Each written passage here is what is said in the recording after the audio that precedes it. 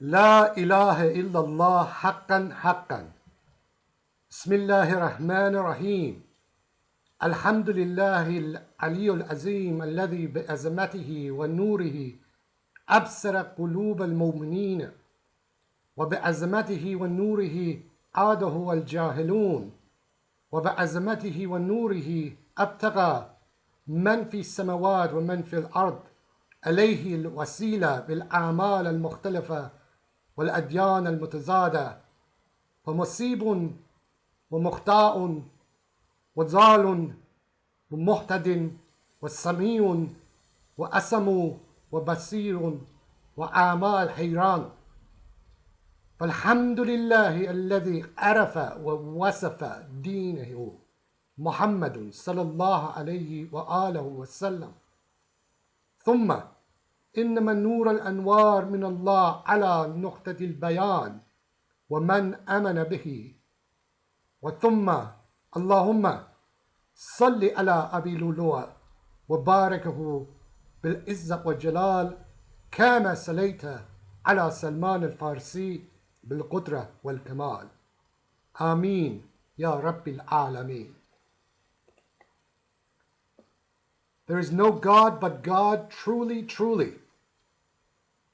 In the name of God, the compassionate, the merciful. Praise be unto God, the high, the mighty, who by its might and its light make the hearts of the initiatic believers to perceive, and by its might and its light made the ignorant to revert, and by its might and its light made whosoever is in the heavens and whosoever is in the earth a means of dissimilar activity and contradictory religious beliefs, that is, uprightness and sin, aberrancy and guidance, hearing and deafness, sight and bewildering blindness. So praise be unto God, who noetically cognified and attributively ascribed its religion by Muhammad, peace and salutations be upon him and his household. And then the light of lights from God be upon the point of the bayan and whosoever has believed in him. And then, O God, blessings be upon Abu Lulu'a Piruz Nahavandi with the exaltedness and majesty, just as thou blessed Salman the Persian with the power and the perfection. Amen, O Lord of the worlds. Amma ba'd. As for the matter at hand, few people have urged me to make this podcast as a public response to an event that happened on my own Facebook wall a couple of days ago, wherein I made a Arabic blessing formula upon Abu Lulu'a Piruz Nahavandi, the Persian Sasanian general and the assassin of Umar ibn al-Khattab, Lanatullah alayh, and also upon Salman the Persian, wherein Mr. Muhammad Shafiyan, I believe that's how he pronounces his name, Muhammad Yasir Shafiyan, and then following him, Mr. Ḥasan Ershād Nasiruddin came on my Facebook wall in a very rude and confronting manner and started doing what they call amr wa nahya, a command and prohibition, amr bil ma'ruf wa nahya and munkar, to prohibit the good and to enjoin the good and prohibit the evil, which is a duty of all Muslims, for sending salawat or sending blessings upon Abu Lulu'a and also Salman the Persian. Then, when I pressed Mr. Muhammad Yasir Shafiyan to basically support his position as to why I cannot write an Arabic blessing for Abu Lulu'a and Salman the Persian, he came up short. Then he started getting a little bit rude. I told him to basically mind his own business and blocked him. This was then followed by Mr. Ḥasan Ershād Nasiruddin coming and posting a hadith from the Basa'ir al-Darajat, the levels of the apperceptions, totally out of context, that actually makes his own position quite weak. And in this podcast, I'm going to address this issue, but I'm also going to address the following issue. I have followed Mr. Ḥasan Ershād Nasiruddin since pretty much the beginning of 2013. That makes it about over 5 years now. I have supported his podcasts, his videos, his anti-Baha'i videos, because I think that his criticisms of Baha'is and Baha'ism and the Baha'i establishment is generally correct. However, he has basically now pressed my hand, and I am now coming out in the open to say and announce that I believe that Mr. Ḥasan Ershād has actually overstepped his bounds. And he has been overstepping his bounds and offering faulty, totally polemical and totally biased narratives of Babism pretty consistently since 2013. And that I can in good conscience no longer support the narrative he is pushing. And that is because, he is muddying waters. And he is operating on behalf of the agenda of certain elements within the Hawza. And I don't support that agenda. I have a lot of friends within the Hawza, dear friends of mine, much more senior than Mr. Ḥasan Ershād. As many people know, through proxies, I communicated with the office of the Grand Ayatollah Rouhani between 2012, 2013, and 2014. I have the utmost respect for these individuals. These people are incredibly learned people, and they are good people, generally speaking, and they also mind their own business. And these are senior figures of the Hawza. They are not these junior Hawzavis, these Juja Hawzavis, who have something to prove. Mr. Ḥasan Ershād may be a scholar. He's done some very good work. I commend him for his edition of the Bahr al-Irfan of my ancestor, Mullah Saleh Barakani. This is a very important piece of work that he's done. He needs to be supported in this work, this multi-volume work. I believe it's running into nearly 100 volumes or maybe less. Needs to be supported and needs to bring this project to port and have it published properly in hardcover. I thoroughly 100% support him in what he's done here. This is great work. I also support the work that he has done with, I believe he edited the Mustadrak Safinat al-Bihar, which is a kind of a compendium to do Muhammad Baqir Majlisi's Bihar al-Anwar. This is very important work he has done, and I commend him for it. And he has all of my kudos in that regard.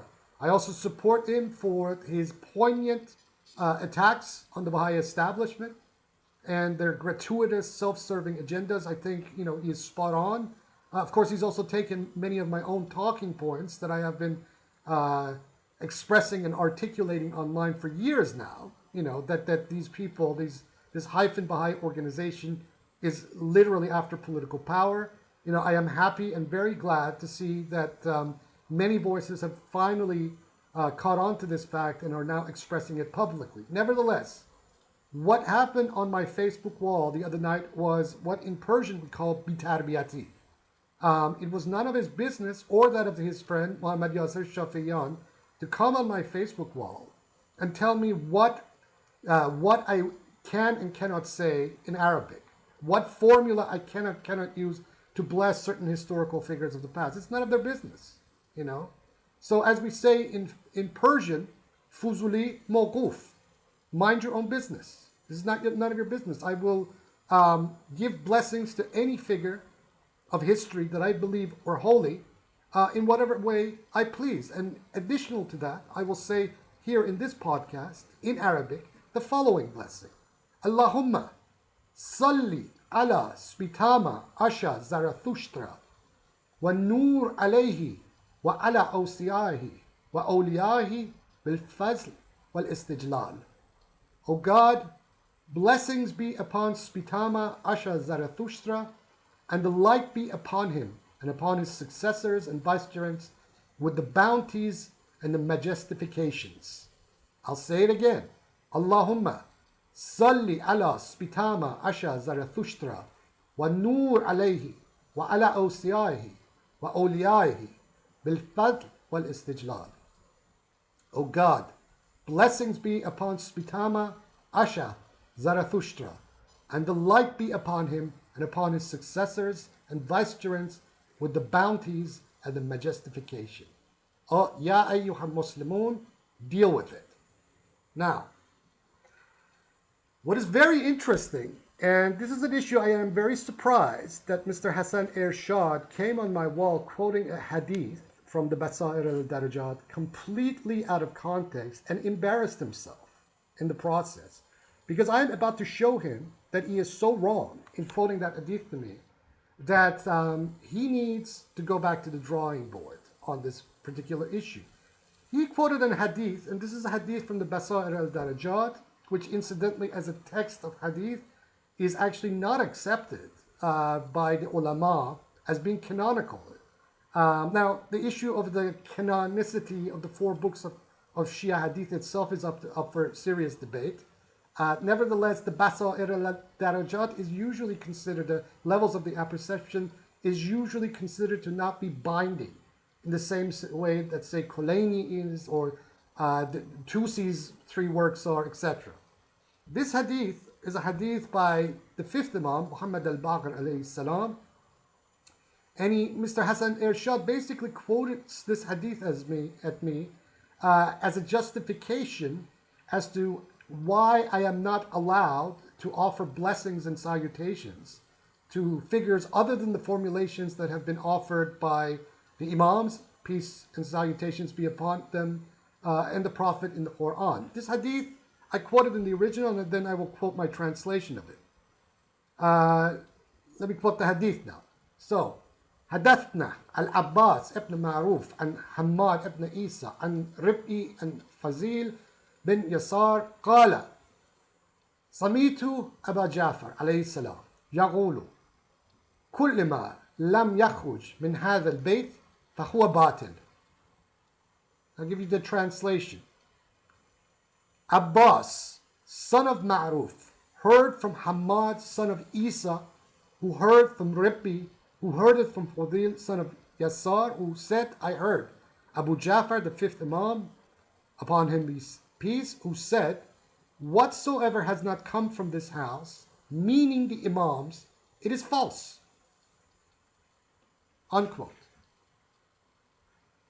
Now, anyone who knows even a little bit about the principles and methodologies of legal reasoning in Shiism knows that the method of qiyas, drawing analogies, is to court rejected by Shiism.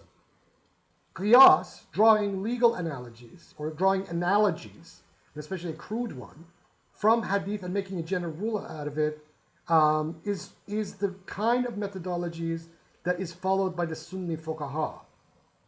And this is very quaint for a Shiite, for a Shia Muslim to then be using this hadith to make up a general rule about what can and cannot be said. Right?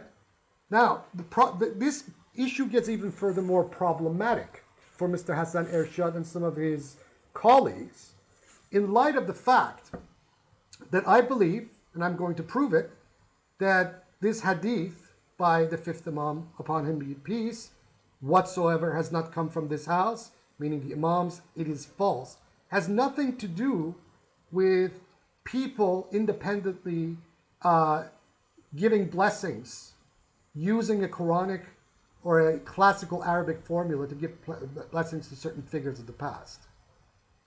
This has something to do with a more concrete issue. And the concrete issue is the following.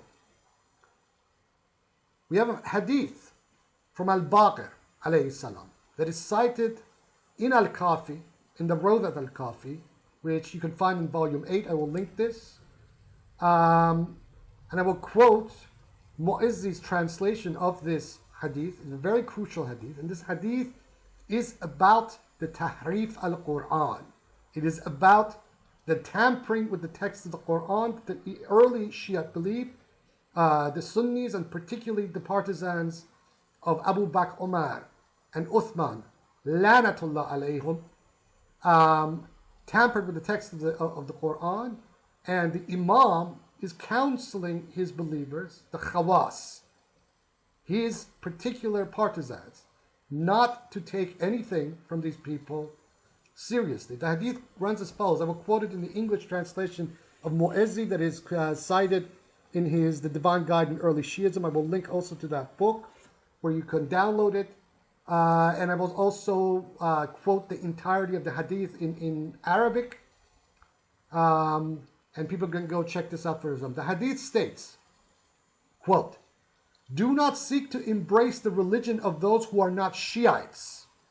That is, the Sunnis, but specifically he's talking about the Nawasib, the haters of the Ahl Bayt. Lanatullah alayhim. Do not love their religion, for they are traitors, Khu'an, who have betrayed God and the Prophet, and who have betrayed the repositories, i.e. the Imams. Do you know how they betrayed the repositories? That is the Imams. God's book was given to them, and they falsified and changed it. Their true leaders, namely Ali and the Imams, upon them be peace, were shown to them, but they turned away from them. Unquote. Let me read this hadith again. Imam Musa, the seventh Imam, states, "Do not seek to embrace the religion of those who are not Shiites, that is, the Sunnis. Do not love their religion, for they are traitors, who have betrayed God and the Prophet, and who have betrayed the repositories. Do you know how they betrayed the repositories? God's book was given to them, and they falsified and changed the book, i.e. the Quran. Their true leaders, Ali and the Imams, were shown to them, but they turned away from them." Unquote. So, we're practicing here. I'm just showing this is how the dispersion of knowledge that the Imami initiatic teachings work by, where one Imam or a Imam says something one place, and then somewhere else what this saying is clarified. This is what has happened here right now. And I have used Aql, the Hyro intelligence, the Nexal consciousness, right? Or what in the Shaykhi school is called the methodology of using the faculty of kashf, unveiling, to clarify an issue of doctrine. So, Mr. Ḥasan Ershād quoting at me and citing a hadith from Basa'ir al-Darajat has nothing to do with the issue that he tried to do amr wa nahy with. The issue specifically that what the fifth Imam says, that the seventh Imam clarified, is the following: that you are not to take doctrine from the enemies of the Ahl Bayt, that you are not to accept in completion the text of the Quran in the way that these Nawasib have transmitted it. It has nothing to do with whether a mu'min can say salawat on Abu Lu'lu'a, the assassin of a mass murderer and the murderer of the Prophet's daughter and the Prophet's grandson. It has nothing to do with that. And it has nothing to do with lauding a honorary member of the Ahl Bayt, namely Salman the Persian, who, incidentally, certain Ismaili Shiites put the epithet of alayhi salam, upon him be peace, upon Salman the Farsi. Now, these Hawzavi, Usuli, Itna Ashari types have a problem with this sort of thing because, by giving salawat to Abu Lu'lu'a or Salman the Persian, that in their mind, it seems to detract from their perceived proprietorship over the deen, as if, that the religion is, their father's inheritance. Erse babashune deen. Na Aghay Ershād, deen erse babay janabali nist. Okay, let's get that straight. Okay, so the hadith is very specific. When Muhammad al-Baqir, the fifth Imam, says, "Whatsoever has not come from this house," meaning that Imams, it is false, it is referring to the hadith by the seventh Imam, al-Musa, when he says, "Do not seek to embrace the religion of those who are not Shiites," that is the Nawasib Sunnis. do not love their religion, for they are traitors who have betrayed God and the Prophet, and who have betrayed their repositories. Do you know how they betrayed the repositories? The Imams. God's book, the Quran, was given to them, and they falsified and changed the book. Their true leaders, Ali and the Imams, were shown to them, but they turned away from them. Unquote. So, Mr. Ershād, you who have edited the Bahr al-Irfan of Mullah Saleh Baraghani should obviously know these issues because you have read all of these hadiths 10 times over. So when you come to my wall trying to, make a point based on a hadith that has absolutely nothing to do with what I have said, this actually proves that you're being intellectually dishonest. So you are actually engaging in the very same thing that for years you have accused the Baha'is of doing. And this is what bothers me about you. And not just in this particular context, but also in your recent dealings, historical dealings with the issue of Babism and the Bab specifically. You have so veered off narrative in the last year, and especially in that review of the gate that you provided, and are, whether you see this yourself or not, you are taking Baha'i texts, biased, polemical Baha'i texts and narratives, right, to try to discredit the Bab and Sopa Azan. Okay? This is intellectually dishonest. You're engaging in the same form of intellectual dishonesty that the Baha'is themselves do. Right? If you want to be consistent intellectually in the kind of work that you're doing on the Bab, it behooves you to go to texts such as Mullah Ja'far al-Naraqi's Tazkirat al-Qafilin, the books of Qahir and Siraj, the texts themselves, Kitab al-Pansha'an, okay, etc. Ammez Tanbih al-Na'imin, etc. And you don't quote these, you don't just cherry pick from these books. You quote them in their context consistently, but that's not what you do. Because you have an agenda, you want to discredit the whole thing, right? You are willing to venture in the same kind of ahistorical sleights of the hand that the Baha'is themselves are engaging in. So, for example, we'll get to that in a minute, though, because your recent, at least in the last year, the way that you have dealt with Babism historically has really disappointed me about your overall work, and this is why I'm making this podcast. I mean, what you did the other night with your friend was the tipping point for me. So we will get to that in a minute. So let me just say this. The reason I have named this particular podcast, okay, by the epithet of the thread of Muʿawīyah is precisely because of this reason. Because of this duplicitous narrative, pseudo-scholarship, guised in scholarship that Mr. Ḥasan Ershād has been pushing regarding Babism. Now, what is the thread of Muʿawīyah? The thread of Muʿawīyah comes from a poem of this first Umayyad Caliph, Lanatullah alayhi, where at the tail end of the Battle of Siffin, where he used the ruse against Amir al-Mu'mineen, Ali alayhi salam, it is reported by certain historical accounts that he recited the following poem. If there is even one thread binding me to my fellow, I do not let it break. If he pulls it, I loosen it. If he loosens it, I pull it. Okay? This is a strategy of duplicity, and this is called the thread of Muʿawīyah. Now, the late Linda Walbridge, God rest her soul, wrote a book that was posthumously published by her husband, named The Thread of Muʿawīyah, and the book is about the institution of the Marja Taqlid, okay? Where in this book, or at least in the introduction, in one of the chapters of this book, she details how the thread of Muʿawīyah is a consistent strategy of the Hawza. That this is the way that one-upmanship works in the Hawza, okay?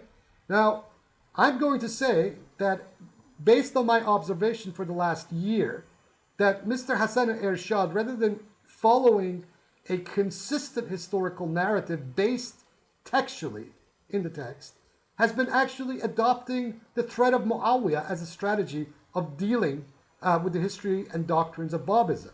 This comes from whether he's representing historical accounts or whether in the manner that he's quoting from the Persian Bayan. cherry picking and then reading nonsense into it, or whether in the way that he has dealt with the Qayyim al-Asma. I am happy anytime, any place of his choosing to have a munazirah with him, okay, about this issue. Bring your text out. In fact, you are using the edition of the Qayyim al-Asma that we Bayanis put on bionic.com. So we actually know this text far better than you do. And also all the other manuscript versions of this text. So if you want to bring the text out, bring it. Okay? We have no problem of debating with you. And I'm making these podcasts in English because I believe this discussion and this discourse needs to have a wider audience and not just Iranians following it. Okay? It's, you are discussing these issues for a very closed circle of Iranians in Iran and some of them who are overseas. I am addressing more than just Iranians. I am addressing educated Iranians who know English, but I'm also addressing non-Iranians who need to know these issues far better and far deeper than the kind of propaganda that whether the Baha'is have pushed about Babism or whether you Hawzavis, you Juja Hawzavis have been pushing about Babism. Totally polemic, total nonsense, total falsity that it can be proved again and again and again and again that you guys are yourself as bad sometimes, if not worse, than the very Baha'is that you've locked horns with. So this is why I have entitled this podcast the thread by the title of the thread of Muḥawīyah. Now, that you're using the principle of qiyas, a Sunni legal principle that is rejected by Shiism, tells me that that your argumentation is on the spur of the moment type of argumentation, but you don't realize who you're dealing with here. Okay, you're dealing with someone who knows what they're talking about, who's read all the same texts that you have. I have also read the entirety, all 110 volumes of the Bihar al-Anwar. I've read the Bihar, Safinat al-Bihar. I've read all of these texts. I am familiar with all of this stuff. Okay, you're not dealing with some know-nothing imbecile Baha'i of the type like Iman al-Mutlaq or similar that you have been used to in the past and dealing with. You're dealing with Wahid Azal. Okay, so get that straight from here on out. Now, let's move along. I want to highlight Mr. Ershād's intellectual bias and dishonesty, okay, regarding the way that he has been representing the succession to the Bab, the succession of Subh Azal to the Bab. Mr. Ershād is quoting from texts like Gul Payagani and Asadullah Fazil Mazandarani, all later Baha'i texts who have an agenda to misrepresent the clear and unequivocal history of the succession of the Bab. Now, the question is, why do these Hawzavis have such an agenda to validate the Baha'i narrative regarding the succession of Subh Azal? In the future I will probably get into that because this is also part of the thread of Muḥawīyah that is going on here, where rather than being a legitimate attack on the very legitimacy of Baha'ism itself, these two forces, the Baha'is and some of these Hawzavis, are actually winking at each other across the proverbial aisle, right? But this is why I've come out. No more of this nonsense. I'm going to stand against the both of you. Like I said, there are some very, very good people in the Hawza. Some of them are senior people, and I consider them personal friends, and none of them engage in this kind of intellectual duplicity. But those who do, watch out. I'm here, and I will cut your proverbial head off intellectually on these issues. So, let's look at the issue of the succession of the Bab from the point of view of Baha'ullah and the utter duplicity of this man, this so-called manifestation of God for the next 500,000 years. Okay? Let's look at this issue and how the inconsistencies of Mirza Hussain Ali al-Nuri Haba al-Afaq's own position regarding this succession panned out. I will link to my translation of the Will and Testament of the Bab that is on Academia EDU. Okay? But first off, let's look at what Mr. Haba al-Afaq actually stated, his very first position on the succession of Subh Azal to the Bab. In the Lawh Siraj, which is roughly from the late 1866 period, Mr. Hossein Ali Nouri states, and I quote the original on the blog notes, he states, for example, just as all are informed, in my previous manifestation, the decree of succession was absolutely effaced from the book, i.e. the Bayan, such that nothing was revealed from the pen of mercy other than letters and mirrors, nor was a limit placed on the number of mirrors, unquote. So Mr. Mudda'i, claimant to be Man Yasarullah, very matter-of-factly and in a mind-boggling act of intellectual dishonesty, claims that in the Bayan, the primal point effaced, that is annulled, the decree of succession. Now, not only is that not the case, anybody who's actually read the Persian Bayan, especially in that 1947 lithograph edition, can quickly go to the table of contents under the term Marat, Maratullah, the mirror of God, and quickly see what the editors of this edition have noted about this term, wherein the mirror of God, according to them, is anybody who is a protector of the Bayan, right? And it is an epithet that the Bab uses for himself, as well as the promised one of the Bayan and his successor, Sopa Azam. This is what the editors have put. So, the term mirror of the Bayan, mirror, Mar'at, has a very specific denotation in the Bayan.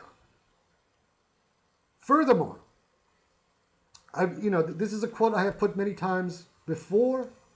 This is from the Book of the Five Grades. This will be in the show notes on my blog, where the primal point states, quote, in every theophany, God has chosen what it wills for the locus of the manifestation of his logos self, among them being secure proofs and sanctified witnesses and protective preservers and purified pioneers and lucent verifiers, in order to safeguard the commands of God from theophanic cycle to theophanic cycle, and thereby call all to God from cycle of concealment to cycle of concealment.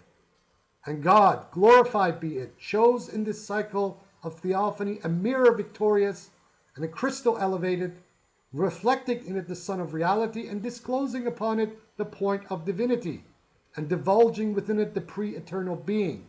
This is from the Kitab Pansha'an, the Book of the Five Grades. I have linked it to thebionic.com, including the page. Now, Mullah Rajab Ali Qahir quotes the primal point even further, where the primal point says, quote, as long as the sun shines, all will be illumined by its radiance. And afterwards, if one like him should arise, then you will be guided by one similar to him. And you will be illumined by the radiance of God until it reaches with the unity. Wahid 19, unquote. Now, in what book did the primal point, did the Bab annul the decree of succession, Mr. Mirza Hossein Ali al-Nouri? Not in the Kitab Pansha'an, which was written and completed only 4 months before the primal point's martyrdom in Tabriz. It certainly hadn't been annulled in any of these letters quoted by Mullah Rajab Ali Qahir. So where did he annul this succession? Then, in the 1867-68 Kitab al-Badi, this man has the gall, Mirza Hossein Ali al-Nouri, to claim throughout this book that the will and testament of the Bab was fabricated, maj'ul. And you can find this throughout the Kitab al-Badi, where he actually makes this assertion, right? Yet, saying that the decree of succession has been annulled, and then in the Kitab al-Badi stating that the Bab's will and testament is fabricated or maj'ul, doesn't jibe very well with this tablet that Asadullah Fazil Mazandarani cites in volume 5 of the Asrar al-Asar, where Baha'ullah is quoted as saying, quote, glory be to God, haven't the critics and detractors realized by now that what was sent over to the forerunner, meaning the point, was by whom? The knowledge is with God, the Lord of the worlds. Wherein Mr. Asadullah Fazil Mazandarani writes, the intention here is that the letters of correspondence between Mirza Yahya and the point in the prison of Maku, which was actually Shahriq, which became the reason for issuing the specified written decree of succession, was at the direction of that holiness, Baha'ullah, unquote. Now, this is where the utter falsity of the entire Baha'i claim, and especially Mirza Hossein Ali's claim, becomes manifestly evident. This is where we realize that the Baha'i faith has absolutely no legitimacy whatsoever. If Mirza Hossein Ali Nuri wants to claim that the Bab annulled the decree of succession one place, then he wants to say somewhere else that this will and testament is fabricated, and then further after that he wants to say, well, it was actually me who was, communicating with the Bab incognito, not my younger brother. Basically, Mirza Hossein Ali Nuri is accusing himself of being the fabricator of the will and testament of the Bab. Let that sink in for a minute. These three positions that are articulated by Mirza Hossein Ali Nuri implicate Mirza Hossein Ali Nuri himself in the very accusation that he's making. Nevertheless, when we look at all of the earliest manuscripts of the Persian Bayan, all of the earliest manuscripts of the Kitab al-Pansha'an, all of the earliest manuscripts of the Will and Testament of the Bab that precede even Mirza Hossein Ali's own flight from Iran to Baghdad. Some of these are from the 1853, 1854 period. Manuscripts that are in the possession of certain people. We see that the decree of succession is firmly established. The Bab appointed Subh Azal as his mirror and his successor. The decree of succession was not annulled, and that Mr. Mirza Hossein Ali Nuri, pardon my French, is full of shit. Now, Mr. Ḥasan Ershād, who apparently knows these texts, rather than quoting them, is referring to two Golpayaganis, paid propagandists, as confessed by the elder himself, paid propagandists of the Baha'is, and then Asadullah Fazir Mazandarani, etc., to try to invalidate both Baha'ism and Babism both. I will say it again, as I've said it in the past. Babism, the religion of the Bayan, has absolutely nothing to do with Baha'ism at all. Baha'ism is a schism, a violent schism, a usurpation of the religion of the Bayan. It has nothing to do with it, right? So, kindly, based on these original texts, which you are well aware of, okay, deal with the historical issues from that point of view. Do not deal with the historical issues from your sleights of hand because you're trying to dismiss both of them. So then you're engaging in fallacies and polemical fallacies because it suits your Hossevi agenda. Okay? No more of that. Now you're dealing with me, and God help you. I will put it exactly in those terms. This is dishonest. You're engaging in completely blatant dishonest intellectual activity, and I am now calling you out on it. I was silent. I supported you for years, but no more. When you stepped on my Facebook wall to make that silly little accusation, okay, that is when you crossed that red line. And now you're going to be dealing with me, and if you venture into that territory, I will humiliate you in public, in English, in front of the whole world. You understand me? So let me conclude this podcast by reading the concluding testament of Mullah Sadra's The Wisdom of the Throne, Al-Hikmah Al-Arshiyah, because it is addressing very specifically this mentality of certain junior people in the Hawza that continue to push this thread of Muʿawīyah as a methodology. This is what Sadruddin Shirazi has to say about these people. Okay? I will quote it in James Winston Morris's translation, and also put a screenshot of the original from the edition of Muhammad Khajavi in the blog notes. To quote Mullah Sadr Shirazi, he says, finally, the worst of all hindrances to true religion and the greatest obstacle on the path of those journeying toward God is that they may respond to the call of those scholars who are quote-unquote learned, alim, only in evil, ulama al-su, and that they may follow the misleading opinions and misguided writings of such men. For the deception of those traveling in the way of God by these so-called learned men and legal scholars, fuqaha, and their so-called wisdom is the same as deluding the thirsty man with a mirage, and thereby turning him away from the fountain of the waters of life. This is just as he, may he be exalted, said, and if you were to obey most of those who are on the earth, they would lead you astray from the path of God, for they follow nothing but their own conjecture, and they are only guessing. Indeed, most of them follow nothing but conjecture, and conjecture is no substitute at all for the truth. May God protect us and our brethren who have true faith against the evil of all such devils, shayateen, and those who lead astray. May He illumine our hearts with the lights of wisdom and certainty by the right of Muhammad and his immaculate family. May God's peace be with them all. Unquote. This is James Winston Morris's translation from The Wisdom of the Throne, published by Princeton University in 1981. I will link to that. Finally, I will say this, Mr. Ḥasan Ershād. For far too long, you have been besmirching the memory of my ancestor, Zarintaj Baragani Qurratul Ain. And I'm going to fight for that woman's honor against the utter lies that you have been and calumnies that you have been uttering against her memories. It is bad enough that the Baha'is have turned this woman into what they have turned her into. But you Juja Hozavis are in notice now. You want war, intellectual war? You got it. La hujja ila Ali qabla nabi.